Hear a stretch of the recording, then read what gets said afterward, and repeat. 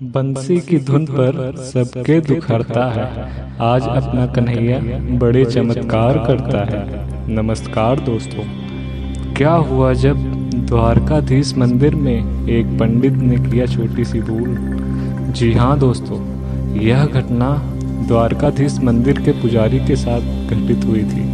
पंडित अतुल तिवारी जी पिछले 16 वर्षों से भगवान श्री कृष्ण की पूरी श्रद्धा से भक्ति कर रहे हैं। दोस्तों, सुनने में थोड़ा अजीब लग रहा होगा, लेकिन यह घटना बिल्कुल सत्य है। जब भगवान श्री कृष्ण स्वयं दूध वाले के दुकान पर माखन लेने पहुँचे, लेकिन जिसके साथ यह घटना हुई वह इस घटना से बहुत ही ज़्यादा हैरान है। दोस्तों, मंदिर के पुजारी अतुल जी रोज़ भगवान श्री कृष्ण की आरती करते हैं और प्रसाद भोग लगाते थे, और उनका मानना था कि श्री कृष्ण को माखन बहुत पसंद है, इसलिए वे खुद रोज़ जाकर माखन खरीद कर लाते थे।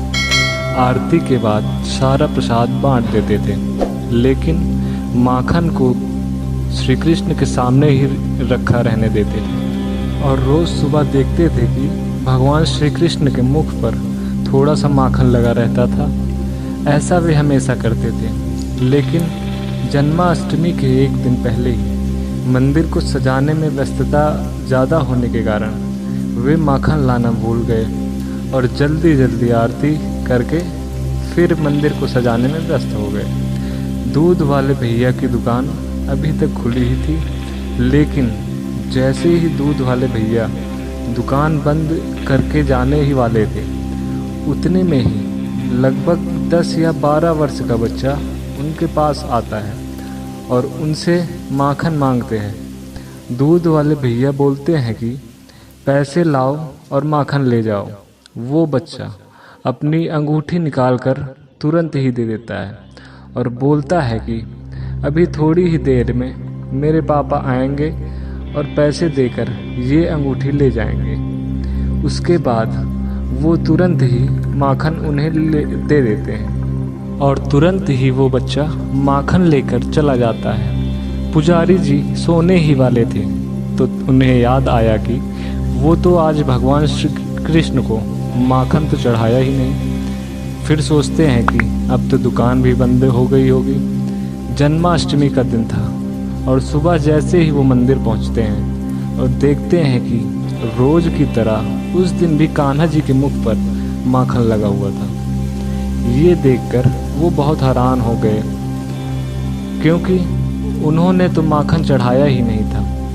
वो तुरंत ही दूध वाले भैया के यहाँ पहुँचे और उनसे पूछा, तो उन्होंने बताया कि कल एक छोटा सा बच्चा आया था और माखन ले गया और पैसे की जगह ये अंगूठी देकर गया और बोला कि पापा आएंगे तो पैसे देकर इसे ले जाएंगे, लेकिन अभी तक कोई भी नहीं आया।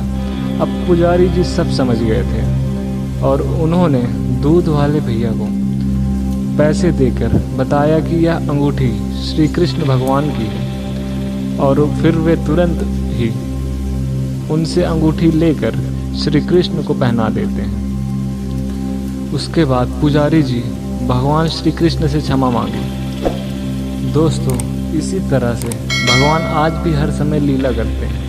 भगवान कहते हैं कि भक्ति में भक्त कोई भी सेवा भूल जाता है तो मैं उसे स्वयं पूरा कर लूँ।